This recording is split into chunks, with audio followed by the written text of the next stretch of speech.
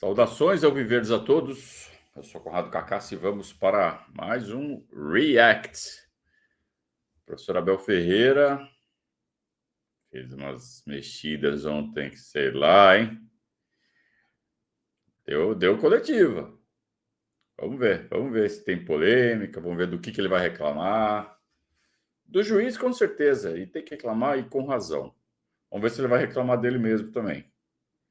Porque uma coisa não exclui a outra, né? A gente sempre fala isso. Vamos lá, sem muita enrolação. Fala aí, Abel. O Palmeiras vem numa sequência dos principais jogos do ano, né, entre Libertadores e, por uma coincidência, enfrentando os líderes, né, além do Palmeiras, Flamengo e Cruzeiro. Você, de alguma forma, viveu um dilema com relação à escalação, de, às vezes, ter que priorizar ou não priorizar, e muitas vezes isso pode pesar na questão física do seu time? Boa noite, boa pergunta. Eu vivo em dilema desde que cheguei ao Brasil. Ainda agora estava a ouvir o meu conterrâneo, de quem eu admiro, quem eu já trabalhei. Técnico é pago para tomar decisões. Ele não está falando em tom de reclamação, ele está explicando, mas antes, né, que derive para qualquer situação aí, vivo em dilema, mas é para isso que recebe um ótimo salário, né, e justo, mas tem que tomar as decisões corretas. E ontem não foi bem assim.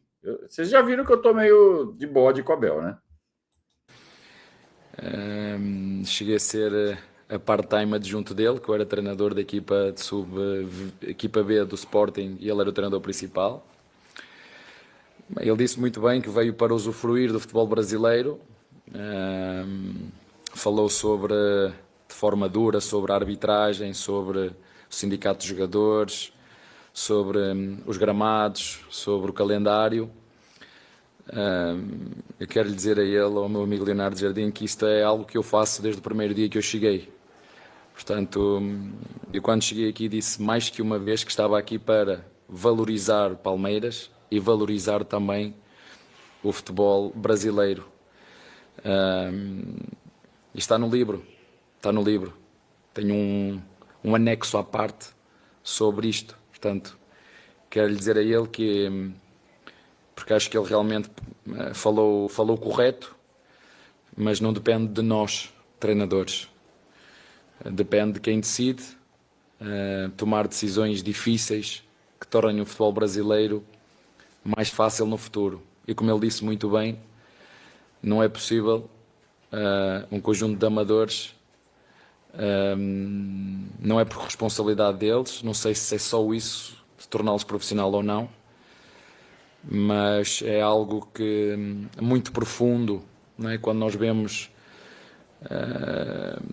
mesmo a própria CBF a ter critérios diferentes para o Ramon Abel e para o Wilton, Sr. Wilton, critérios diferentes, um vai para a jarra, vou congelá-lo e o outro continua a apitar. Portanto, como eu disse, desde que eu cheguei aqui,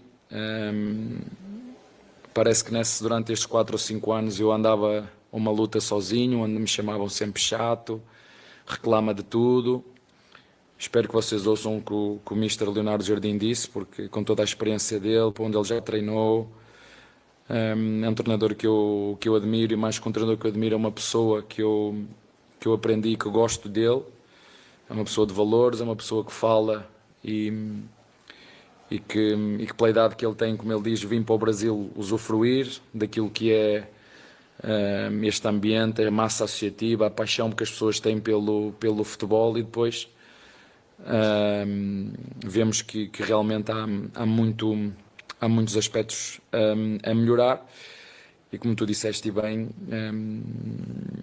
este dilema, e agora aqui fazendo parênteses, só para fazer a introdução, este dilema de quem joga, quando joga, isto é tudo fruto do calendário do futebol brasileiro. Bom, ele fez um parênteses. Falou, só para fazer uma introdução de que é muito difícil tomar decisões, porque o calendário é complicado, mas, pô, na Europa também é assim, né? Você joga campeonato nacional no fim de semana e Copa no meio da semana, ou não? Na Europa não é assim. também é assim, né? Então, acho que ok a reclamação, acho que o calendário é ruim, precisa melhorar, aí gramado, arbitragem, nananana, beleza.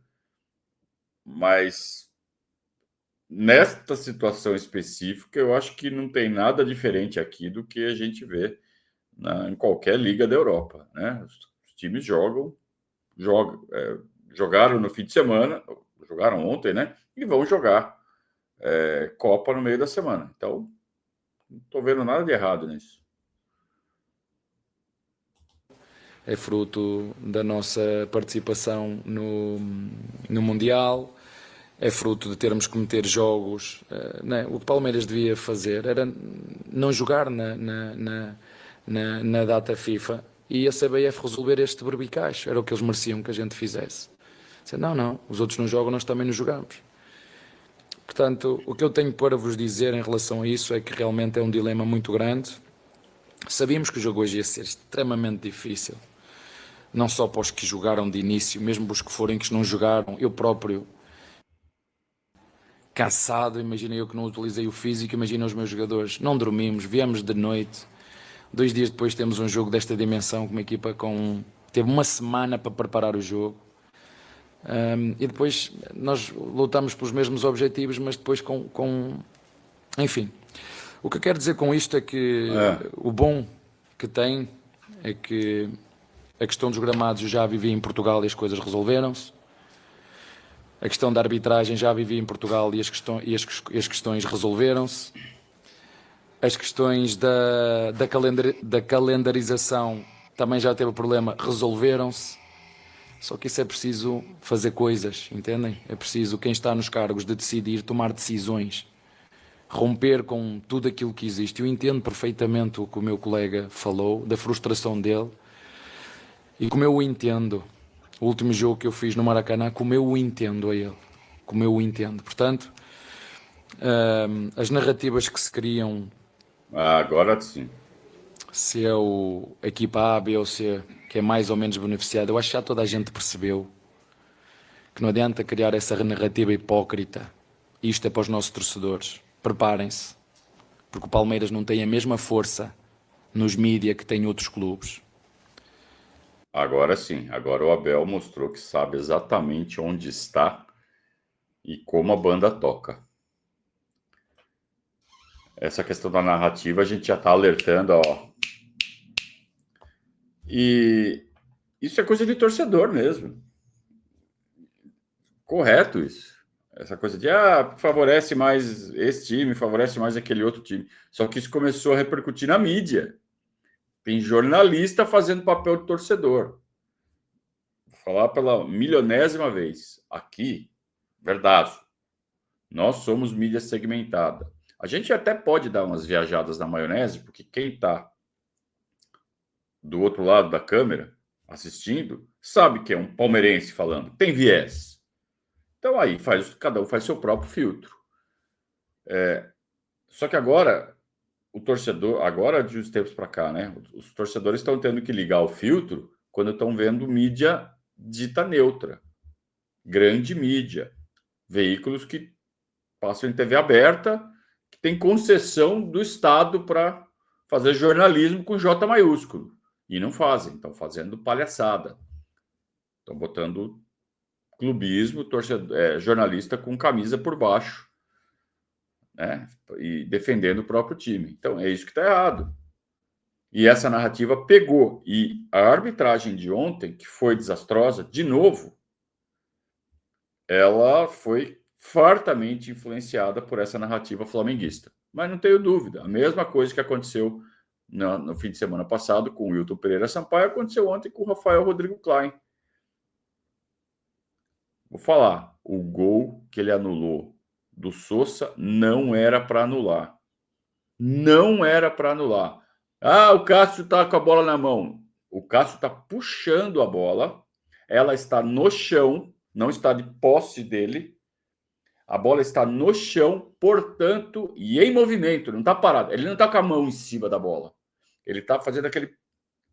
Então ela está em jogo. A bola está em jogo, é gol do Palmeiras. Então não era para anular aquele gol. E fora isso, ele picotou o jogo, né? Ele não deixou ter jogo. Ficou picotando, picotando, picotando. O Palmeiras não podia armar uma jogada. Tinha um contato, falta. Um contato, falta. Encostou, falta. Então aí fica difícil, né? Respirou, falta.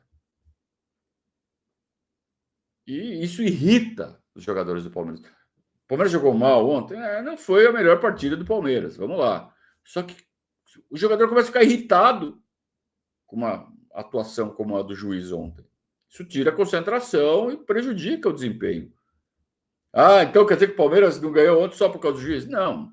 Tivemos nossos próprios erros. Vamos falar sobre isso também. Espero que perguntem, principalmente por que tirou o Vitor Roque. Mas o juiz realmente teve uma atuação lamentável. Eu tinha ele na minha lista de juízes que não me irritam. Ele era um deles, era. Acabou de entrar na lista, seja bem-vindo, Rafael Rodrigo Klein. Mas o que eu quero dizer não é só o Palmeiras. Todas as equipas são beneficiadas e prejudicadas. E quando se cria uma narrativa hipócrita em cima só do Palmeiras, fica quase como vamos agora aqui arranjar um patinho feio, vamos arranjar um alvo, e já que eles estão à frente no campeonato, vamos tentar. Isso foi feito muito antes do jogo do nosso contra o nosso adversário. Vocês viram o que é que se começou a criar antes? Uma narrativa de que o Palmeiras era... Não é o Palmeiras, são todas as equipas. Vocês viram o Grêmio reclamar? Todas as equipas reclamam sobre a arbitragem, não é só o Palmeiras. Às vezes fazem bem, outras vezes fazem mal. Hoje o árbitro até pensamentos apitava. Repararam nisso? É isso. Hoje o árbitro até pensamentos apitava. Não houve 45 minutos de tempo útil. Vocês acreditam nisto? Foi chato, Eu, se fosse torcedor, ficava triste de ter que pagar o meu bilhete para chegar aqui e ver um árbitro até pensamentos apitar. E vou voltar a dizer, já fomos beneficiados e já fomos prejudicados. O Flamengo, se calhar, também tem a mesma razão de queixa. O Grêmio, o Cruzeiro também tem. O São Paulo também tem. Portanto, se nós começarmos aqui a fazer as contas e a mexer aqui a sopa, vamos perceber que há aqui um denominador comum. Não adianta fazer uma vítima só, que é o que se está a criar. Isso é que me custa. Não cria narrativas hipócritas de que o Palmeiras é a equipa beneficiada. O Palmeiras já foi beneficiado e o Palmeiras já foi prejudicado. O Flamengo já foi beneficiado e já foi prejudicado. O Grêmio, o Cruzeiro, todas as equipas, todas. Portanto, não vamos criar aqui, é o Palmeiras, não é o Palmeiras. Há um problema que o futebol brasileiro tem há anos que precisa ser resolvido pelas pessoas certas, no momento certo.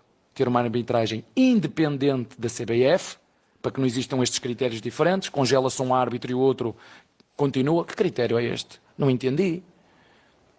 Eu não entendi. Não consigo entender como... O que me preocupa não é os erros. Eu às vezes aos meus jogadores, meus senhores, nós vamos errar. Não podemos é fechar os olhos aos erros. E quando a gente erra, deve assumir os erros. Agora vir dizer uma arbitragem segura. Não brinquem com isto. Isto é sério. Isto é futebol profissional. E como o meu conterrâneo disse, futebol profissional, apitado por amadores que precisam de ajuda. E nós temos que ajudar nas condições de trabalho, ter mais árbitros para descansarem, porque eu entendo. Eles são, se calhar, dentro das 3 equipas que estão dentro de campo, são os que mais têm que tomar decisões, precisam de estar cabeça fresca. Será que eles descansam? Será que tem gente para os substituir? Porque os treinadores não conseguem ser substituídos. Tem que ser sempre o mesmo treinador. Mas eu com os jogadores consigo revezar, às vezes, quando os sinto demasiado cansados, dá para revezar e entrar outro, para que as decisões sejam melhores. Será que não é melhor nós criarmos uma comissão de arbitragem independente, pagar salários condizentes com aquilo que ganham os profissionais do futebol brasileiro, criar mais árbitros, ter um núcleo de árbitros mais alargado para que possam uns apitar e outros fazer reciclagem? Será que isso é possível fazer? É possível fazer. Porque em ligas menos competitivas fazem. Em ligas com muito menos poder financeiro fazem. Isso é o desafio que nós temos agora. Eu não estou a falar pelo Palmeiras, quero que todos olhem bem na minha cara. Estou a falar pelo futebol brasileiro.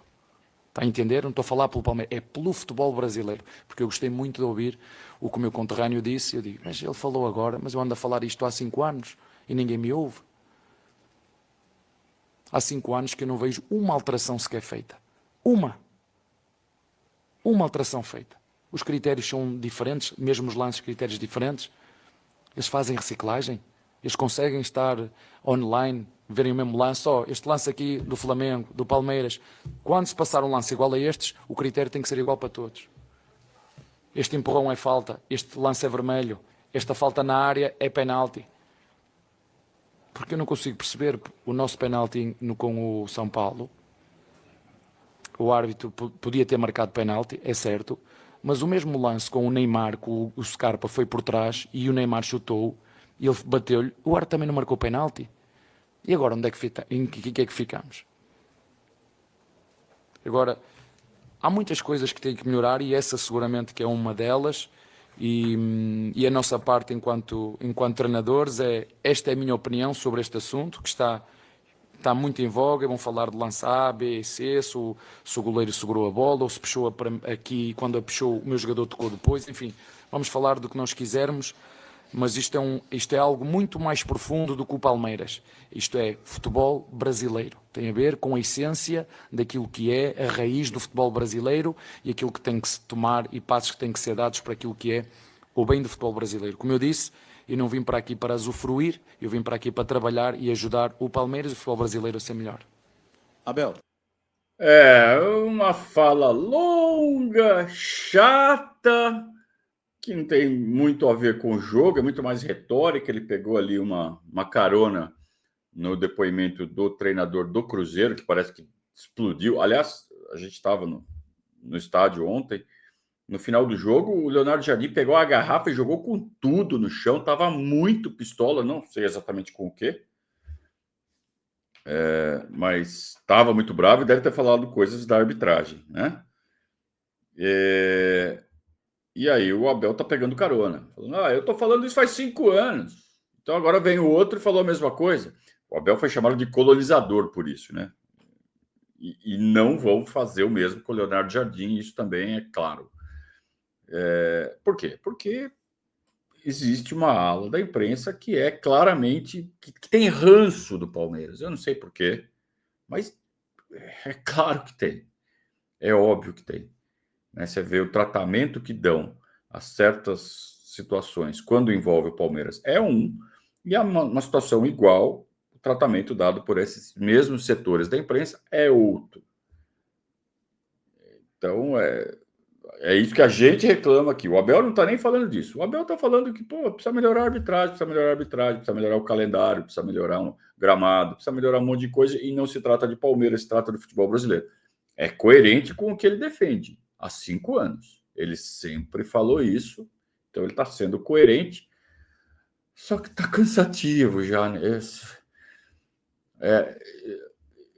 Eu tenho que falar, às vezes eu admiro o Abel de como ele continua, ele não desiste. Eu já tinha desistido, cara. Falei assim, é assim mesmo, sempre foi assim, sempre vai ser assim. Ele não se conforma, ele continua. Vamos ver até quando. Até em cima do que você estava falando, acho que você vai ter uma arbitragem totalmente diferente, né, na quinta-feira. Né? Eu espero. Eu só espero que não aconteça o que aconteceu aqui, independentemente do resultado final, que não aconteça o que aconteceu aqui com o Boca Juniors, que é o árbitro até pensamento a apitar e o goleiro está no chão. Aconteça o que acontecer no final, aconteça o que acontecer, eu sempre disse isto. Limpinho, como foi lá. Jogo andamento, a falta é falta, levantar, não deixar, como hoje foi o jogo, picotado. Até pensamento o árbitro apitou. Não ter 45 minutos de tempo útil, que querem que eu vos diga, que dê os parabéns. Há muito para melhorar. Muito. Eu espero que quinta-feira que seja um jogo, que seja uma arbitragem que nem a pensamento apite, porque hoje apitava tudo, meu, tudo. Deixa o cara perguntar, Abel. E só complementando, acho que o Cruzeiro pensou o seguinte: o Palmeiras está cansado, claro, não vamos deixá-lo com a bola, vamos dar o contra-ataque e tal, porque provavelmente não vão ter força para chegar, e vamos atacar. Hoje o Palmeiras jogou mais no contra-ataque do que com a própria posse de bola, por causa do cansaço também. E aí, falando sobre isso, a sua mudança no segundo tempo, né, entrada do Sousa, a saída do Felipe Anderson, foi para alargar mais o campo, tentar ir pelos lados, porque realmente pelo meio estava mais complicado? Olha, primeiro, quero que vocês entendam que o Cruzeiro é uma equipa recheada de grandes jogadores e de um grande treinador também. Ponto número 1. Ponto número 2, esta é uma equipa que pressiona muito bem a primeira fase de construção do adversário. Ponto número 3, ele sabia perfeitamente o desgaste que nós tínhamos e o que é que o treinador ia fazer, porque sabendo que jogou com um rival direto há 15 dias, teve um jogo da Liga dos Campeões, sonho um dia jogar a Liga dos Campeões. Um jogo da Libertadores a meio e a seguir jogar com outro rival que luta por nós pelo título. Teve uma semana inteirinha para preparar. Aqui vai jogar o Manela, aqui joga o Joaquim, eles fazem isto, eles fazem a Cidade 3 assim, o ponto é bem por dentro. E nós... E tem a questão, né? A Copa do Brasil foi jogada para o fim do ano, então o Cruzeiro só pensa em Brasileirão, só pensa em Brasileirão. Então é uma competição que acaba desigual, mas não por conta de porque o Cruzeiro foi eliminado, então tudo bem. Não, o Cruzeiro não está jogando Libertadores, não está jogando Sul-Americano, mas está jogando Copa do Brasil. E aí a CBF deu um jeitinho de privilegiar os times que estão disputando Copa do Brasil e quem está disputando Libertadores, que é o caso de Palmeiras e Flamengo, que estão se ferrando. Preparar, mais do que preparar o jogo, porque eu só preparei o jogo hoje de manhã. Eu só preparei o jogo, quero que vocês tenham a noção disto. Não está certo nem está errado. É assim, e já outras equipas também acontecem quando não têm 3 dias, é assim que faz. Eu preparei o jogo hoje de manhã. Ontem foi reparação, antes de ontem chegamos aqui, meio-dia. Eu pedi, para vocês saberem, eu pedi ao doutor, eu quero algo para dormir. Ele deu-me uma pastilha para dormir. Eu fui ao quarto e depois pedi desculpa aos meus jogadores. Eu nem à sessão de treino fui. Cheguei, pum. Os meus adjuntos pensavam que eu tinha ido embora. Um senhor, não viram o meu carro lá no estacionamento. Onde é que está o carro do Mister? O carro do Mister, ele foi-se embora. Eu disse, não, foi o Moedas que ele foi levar. Eu estava aterrado no quarto. Simplesmente adormeci. Agora eu imagino, e eu, que não corri, imagina como é que os meus jogadores estavam. E hoje o teu colega fez uma pergunta espetacular, dilema, o que é que eu faço? Troco todos? Não troco todos? Troco alguns? Preciso dos líderes lá dentro? É um dilema. E eu, sabem, é que vocês todos têm a solução mágica. Se o treinador fizer isto, ele vai ganhar. E eu, que sou treinador, eu nunca sei o que é que vai acontecer. Eu nunca tenho a solução mágica. Eu faço tudo no sentido de, eu acho que isto vai ser o melhor. Mas depois das coisas acontecerem, eu acho piada, porque alguns de vocês são Profeta do acontecido. Inteligentes e sabem, e são bons naquilo que fazem. Pois, mas se eu metesse este, vocês têm a certeza absoluta, se metesse este, que íamos ganhar? Vocês não têm. Não. O futebol é mais que por isto, porque se o futebol houvesse a certeza, ele perdia a piada. Se o futebol tivesse certeza, perdia a piada toda. Portanto, o que é que eu tenho que te dizer? Sabia perfeitamente que ia ser um jogo muito duro. Tentei enganar os jogadores. E pensar, não, isto é tudo mental, mas claro que não é. Mas agora vamos ter 3 dias e como eu vos disse, 90... Essa foi interessante, hein? Tentei enganar os jogadores para dizer, é tudo mental, não. Tipo, não tem aquela expressão, frio é psicológico? Frio é psicológico é o cacete. Quando tá frio. E o Abel meio que meteu essa, o cansaço é psicológico. Os caras estão cansados. Concordo. O Flamengo perdeu do Fortaleza. Então, assim, existe, é fato, mas ainda assim, algumas escolhas a gente pode questionar. Você não tem certeza que o Palmeiras ia ganhar se ele não tivesse tirado o Vitor Roque? Não, certeza eu não tenho, mas eu acho que aumentaria as chances. Acho isso. Achar eu posso, né? Nós todos podemos.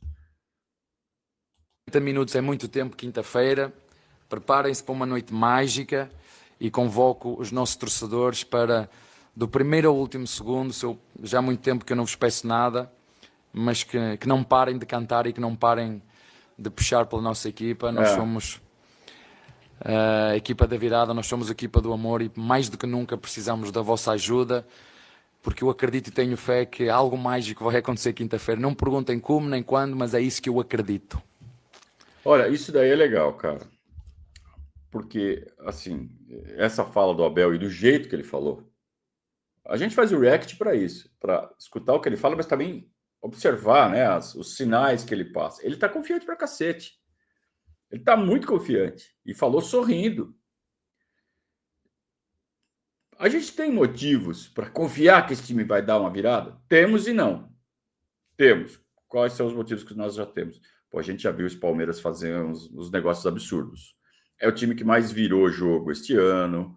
Então é como se fosse um jogo de 180 minutos, nós vamos em busca de uma virada. Vamos em busca da virada. Dá para acreditar? Dá para acreditar. O que nós já fizemos no Allianz Parque, lotado, quando está com aquele espírito, pô, já vimos várias. Também já tivemos muitas decepções. E o time deu uma decaída. Perdeu o embalo. Já são 3 jogos que a gente não vê aquele futebol espetacular que a gente estava vendo até o jogo do Bragantino. Então temos motivos para estar confiante, mas também temos motivos para estarmos desconfiados. Só que tem uma coisa que muda um pouco, né? Esse tempo de intervalo que nós vamos ter. Nós vamos jogar na quinta. Mas nós jogamos na quinta com a LDU lá também. Só que daí lá no Morro, né? Aqui nós vamos jogar com 3 dias de descanso, em casa. E vamos jogar com um time que vai chegar ressabiado. Os caras sabem que jogar aqui é complicado e se eles tomarem o primeiro, vem a paura. Então o Palmeiras tem que saber aproveitar essa possibilidade. E esse sorrisinho satânico que ele deu, eu gostei. Vai acontecer um negócio aqui na quinta-feira. Se vai mesmo, nós não sabemos. Mas é legal ele passar esse otimismo, não só para a torcida, como ele fez, mas pô, os jogadores estão vendo isso. Ele está mexendo lá no inconsciente dos jogadores, ele está extraindo ali alguma força dos jogadores para acontecer algo de fato diferente na quinta-feira. Vamos ver. Ó, cara, tá todo sorridente ali, ó.